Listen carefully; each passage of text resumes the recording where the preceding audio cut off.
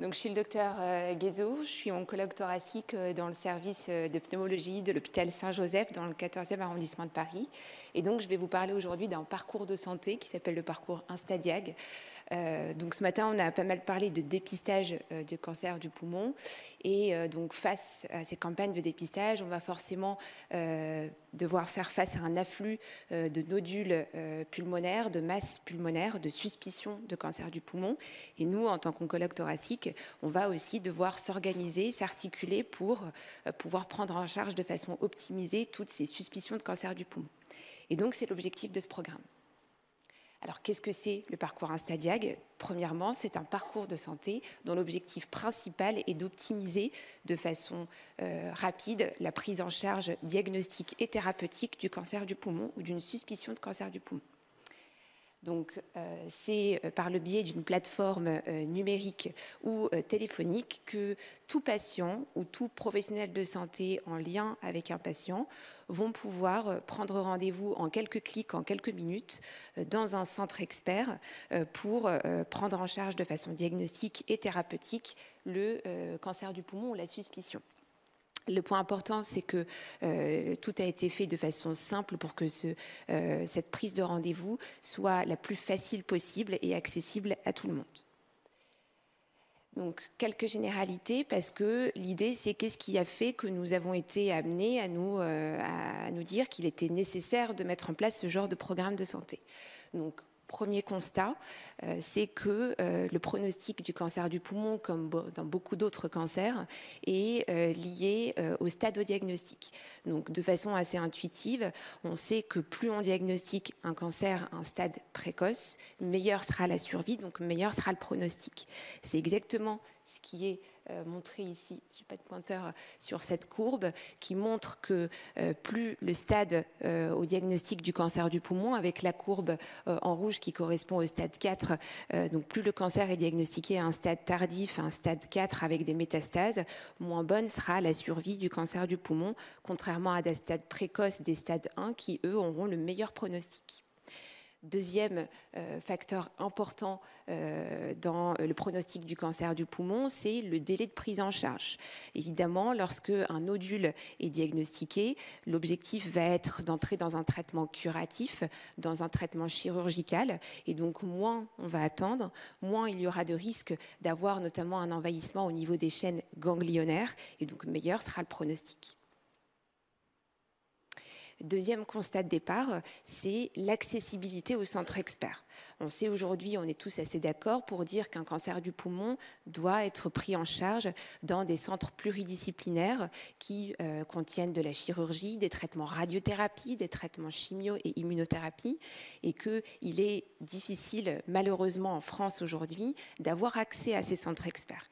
Et c'est ce qu'on voit d'ailleurs dans cette carte sur votre gauche, cette carte de la France, qui représente la densité de médecins généralistes pour 100 000 habitants. Et donc, on voit qu'on n'est pas si bien lotis en Île-de-France et dans toutes les régions autour de l'Île-de-France, avec des zones qui sont faiblement dotées en médecins traitants, qui pourtant sont la première porte d'accès vers les médecins spécialistes, vers les centres experts dont on parle.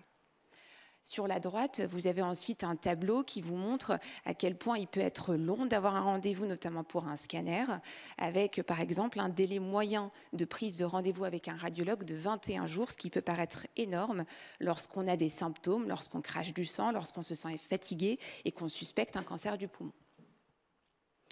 Enfin, le troisième constat de départ qui nous ont poussé à mettre en place cette plateforme, c'est, heureusement, la population actuelle s'est très vite fait aux plateformes numériques. Donc, tous nos patients, on le voit aujourd'hui en consultation, ont globalement tous accès à des smartphones et donc les plateformes de prise de rendez-vous, pour ne citer que Doctolib, ont aujourd'hui une place prépondérante dans notre prise en charge médicale. C'est ce que vous voyez d'ailleurs, puisque ça a intéressé d'autres personnes que des patients ou des médecins. On voit au fur et à mesure des 20 dernières années une place croissante des plateformes, des e-startups dans le domaine de la santé dans le monde. Et donc, c'est ce qui a fait, par ces 3 points que je viens de vous énoncer, qu'il avait été donc important et nécessaire pour nous de mettre en place ce parcours de santé. Alors, comment ça s'articule? Il suffit tout simplement, quand on a une suspicion de cancer du poumon parce qu'on a fait un scanner qui nous dit « vous avez un nodule » ou qu'on a des symptômes parce qu'on est essoufflé, on a une douleur thoracique et que le médecin traitant nous a prescrit des examens, eh bien, il suffit d'aller sur Internet, de taper Instadiag, en l'occurrence c'est le nom de notre parcours, Paris, et donc on tombe sur notre site Internet à l'échelle de l'hôpital Saint-Joseph, et vous voyez comment ça se présente, très facile, quelques généralités qui expliquent ce qu'est que le cancer du poumon éventuellement, l'importance du traitement rapide, et donc en quelques clics, on va prendre un rendez-vous, on va quand même poser des questions très simples, très standardisées, pour nous permettre d'anticiper au mieux la prise en charge.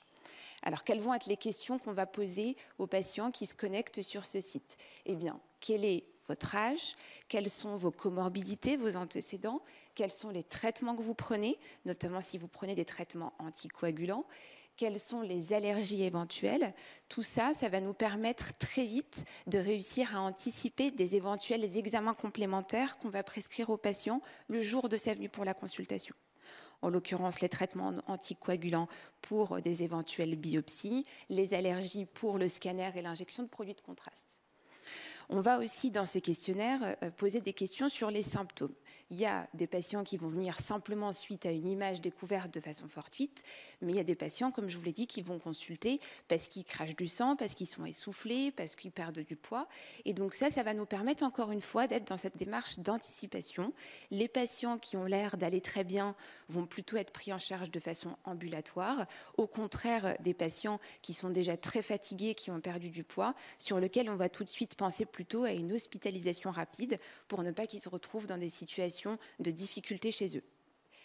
Enfin, on demande bien évidemment aux patients de nous prendre de façon très facile une photo de son compte rendu de scanner, les codes qui lui ont été communiqués par les radiologues, tout ça encore une fois pour qu'on puisse déjà visualiser les images et anticiper la prise en charge diagnostique le plus vite possible.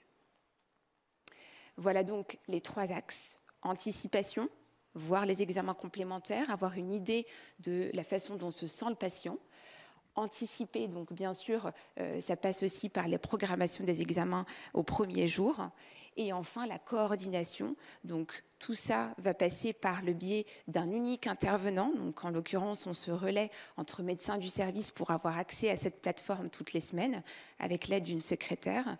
Et donc, on arrive très vite, de façon très centralisée, à pouvoir anticiper tous les examens éventuels sans avoir, au minimum en tout cas, des patients perdus de vue et pour faire en sorte vraiment que le médecin en question se sente responsable du patient qui a rempli le questionnaire ou du médecin qui l'adresse.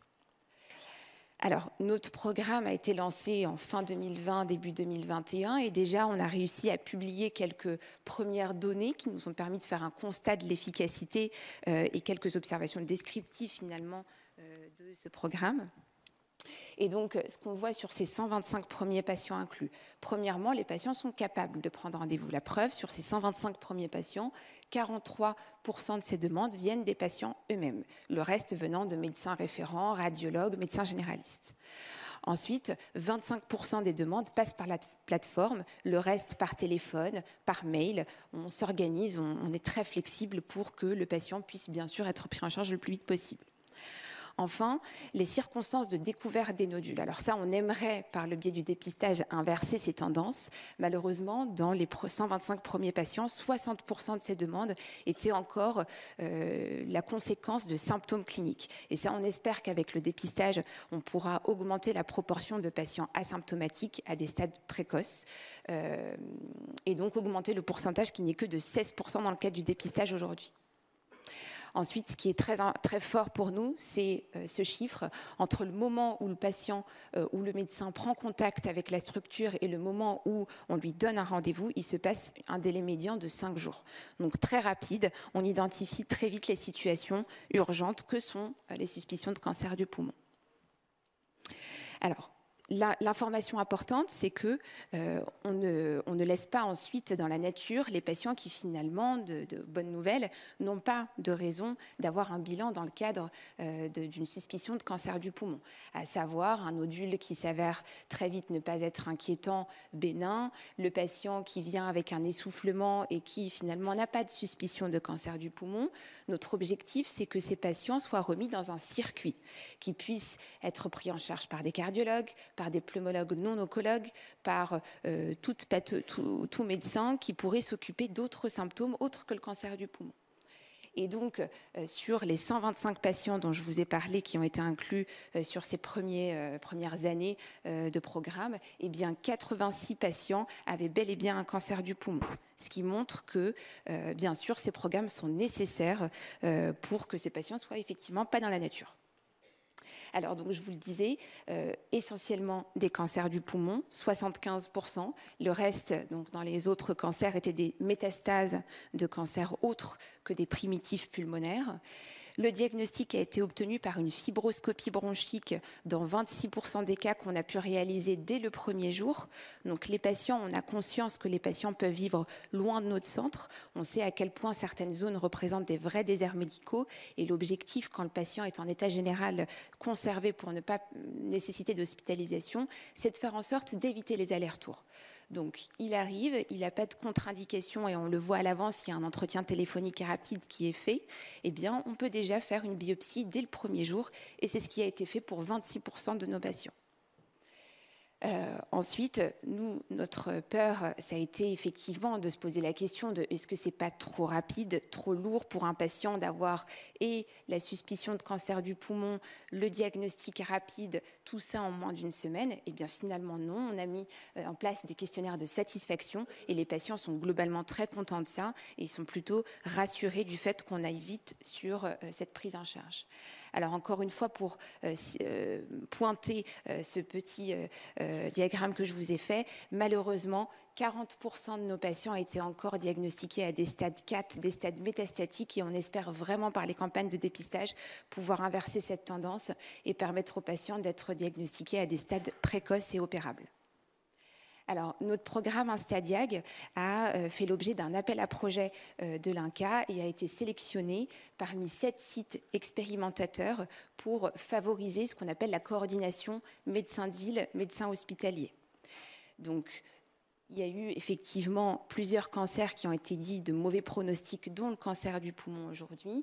Et l'objectif de ce programme a vraiment été de réduire le temps au diagnostic et de mettre en place précocement, y compris dans les stades évolués de la maladie, des soins de confort qui font partie et qui sont qui ont une place importante, quelle que soit la situation dans le cancer du poumon, et ils sont essentiels, quel que soit le patient. Donc voici les 3 axes sur lesquels on a travaillé pour répondre à cet appel à projet. Un premier axe qui est pré-thérapeutique, donc faire en sorte que les médecins généralistes ou les spécialistes libéraux puissent facilement nous adresser les patients pour qu'on puisse rapidement travailler avec eux et les décharger aussi de cette responsabilité qu'est la prise en charge du cancer du poumon lorsque ce n'est pas notre spécialité. Le deuxième axe de ce traitement, c'est en cours de diagnostic, de travailler à l'échelle de notre hôpital pour faire en sorte d'avoir des créneaux dédiés de TEP scanner, de fibroscopie pour que nos patients aient une filière rapide et négociée au sein de notre hôpital. De même qu'avec les médecins d'anatomopathologie qui travaillent au diagnostic histologique de nos cancers du poumon. Et enfin, un troisième axe de traitement après le début des traitements systémiques et chirurgicaux pour travailler sur le sevrage en tabac qui fait partie de n'importe quel type de prise en charge de cancer du poumon, quel que soit le stade. Et on sait à quel point aujourd'hui le sevrage en tabac a effectivement une place importante. Alors voici nos façons de communiquer avec les médecins traitants dans notre bassin, dans notre zone géographique, par le biais de ces flyers, par le biais de réunions pour les sensibiliser à ce programme, à ce qu'ils le connaissent et à ce qu'ils puissent rapidement nous adresser les patients. éviter les annonces diagnostiques sans circuit d'aval. C'est vrai que les campagnes de dépistage, et on le sait bien, vont forcément être à l'origine de comptes rendus de scanners sans forcément circuit d'aval. Donc c'est vraiment éviter ces situations et rassurer le patient. Et enfin, comme je vous l'ai dit, faire gagner du temps aux médecins de ville pour qu'ils puissent se décharger de cette responsabilité lourde qui est la prise en charge et le traitement du cancer du poumon.